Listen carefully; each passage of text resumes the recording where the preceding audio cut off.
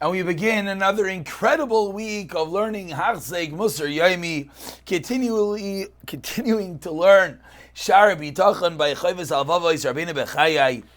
And we pick it up on page 162 in the article Chovos Halevavos, in which now we morph and we change. We've been discussing how we deal with bitachon in our own personal income, with our own basic necessities, and what to do if we make more money, etc. Now, says the Chovos Halevavos, what about when we have to interact with other people? How does bitachon play in such a realm? So says the Chovos Halevavos, Al Beir Shechelik HaShlishi. Now we're up to the third category. This is referring to one's relationship, one's responsibilities, the fact that one has to support, give money to his wife, his family, and all those who are dependent upon him, his friends, his enemies, his colleagues, his acquaintances, those above, those below him, anyone that's going to turn to you, anyone that you're going to have an interaction to, and you might have to either support them, help them, etc. What is the correct way of having bitachon? In these situations, let's describe. And the following is as follows. She'ein Adam nimlat echad mishnei dvarim. A person is always in one of two situations. She'yeh nachri, either you're a stranger and you have no one to help you, or you're amongst your family and friends, and each situation has its own type of bitachon. So there's one type of bitachon when you're all alone, and there's another type of bitachon when you're amongst your family and friends. So it says the Chovos Halevavos, as we always do, let's take one at a time. Someone has no family, no friends. He's living out on his own. So where is bitachon? Says the Chovos Halevavos, V'em yeh nachri. If one is living on his own, and the truth is, in different situations of life, each one of these applies. This doesn't mean his entire life he lives alone. This could mean that in his office. This could mean that he goes on a vacation. This could mean he goes on a business trip. And now he's in a situation that he is nachri, that he is in solitude. There's no one there, there's no family, there's no friends, etc. So yes, siftai, be'elokav be'istishtoi memusai. When he feels alone, he should take comfort. You're not alone. Hashem is right there holding your hand. V'yivtach alav, and you trust upon Hashem, b'gerusai. And in such a situation, in your gerus, when you're all alone, when you're a foreigner, rely on HaKadosh Baruch Hu. Hashem is right there, he'll help you. V'yala libai, bring it to your heart, into your mind. Gerus hanevesh v'elam hazeh. Realize, your nefesh, your soul is also a ger. You feel like you're out and who knows where, and there's no one there to help you. Guess what? Inside of you is an neshama that's also all alone.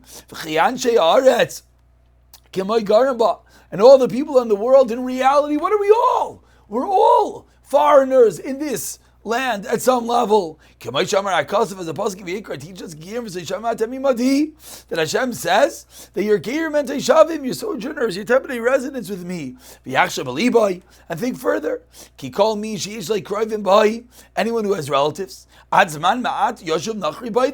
a short amount of time, he's going to be alone when he leaves the world. When you leave the world, your family, your friends, they're not there to help you. You're back to being by yourself. And no one's going to be able to, no relative, no child, can help you when one is nifter. None of them is going to accompany you.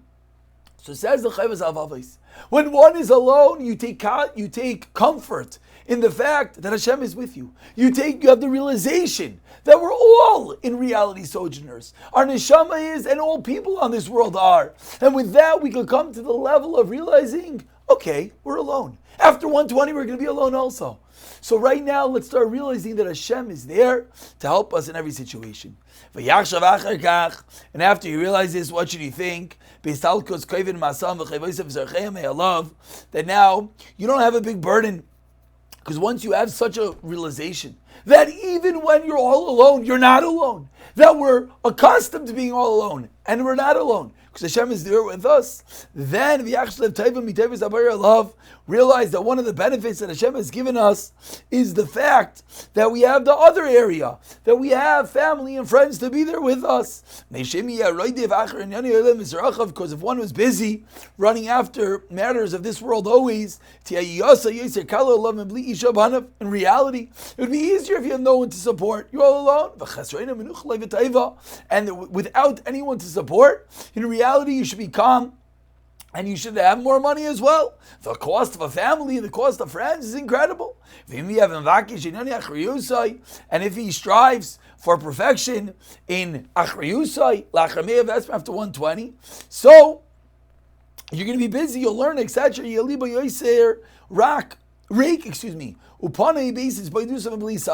So Chovos Halevavos is teaching us that in reality, not having family is better for you if you think about it. Sounds crazy, but you have less to support, you have less to worry about. You have more time to focus on yourself inwardly. You have more time to work on your neshama, on your next world. And finally, says the Chovos Halevavos,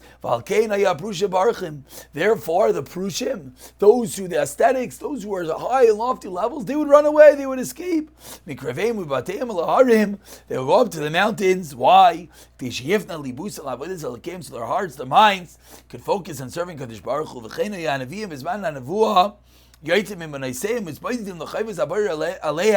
They will leave their homes, they will seclude themselves in their responsibilities only to Kadosh Baruch Hu.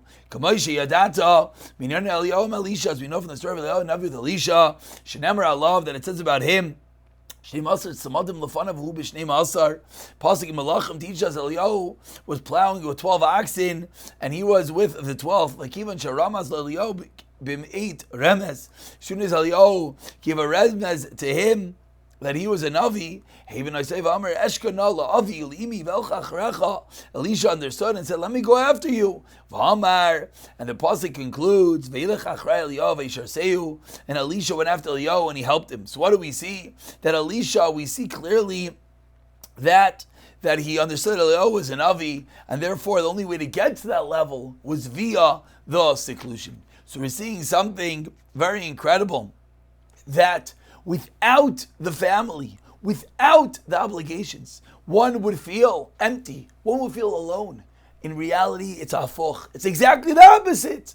In such a situation, number one is you take comfort, Hashem is with you. Number two is you realize that we're all sojourners. Number three are neshamas. And number four, we realize that the great tzaddikim, the great neviim, they would choose such a situation. Because in that situation, you can work solely on that which you need. So I guess the next time that we're posed with such a situation, that we're out and there's no one there, let us try to look inward a little bit. And then we'll take the few moments to elevate ourselves like we're supposed to, and have the appropriate bitachon, knowing Hashem is right there with us.